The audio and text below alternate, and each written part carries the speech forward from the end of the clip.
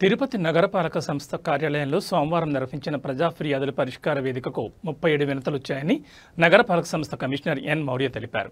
సోమవారం నగరపాలక సంస్థ కార్యాలయంలో ప్రజా ఫిర్యాదుల పరిష్కార వేదిక కార్యక్రమం నిర్వహించారు. 31 మంది నేరుగా వచ్చి సమస్యల పరిష్కారం కోరుతూ వినతులు అందించగా 6 ఫోన్ ద్వారా సమస్యలు తెలిపారు. డిప్యూటీ మేయర్లు ముద్రనారాయణ, ఆర్తి మునికృష్ణ తమ వార్డులో నెలకొన్న సమస్యలను పరిష్కరించాలని కోరారు.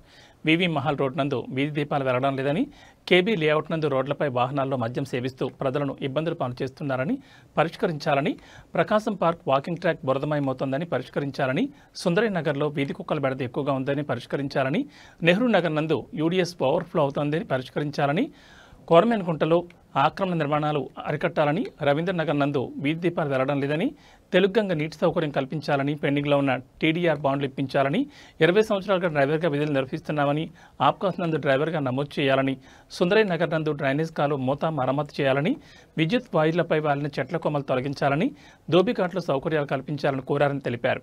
అన్ని ఫిర్యాదులు ఆయా విభాగాల అధికారులకు పంపామని, పరిష్కరించాలని ఆదేశించామని కమిషనర్ తెలిపారు.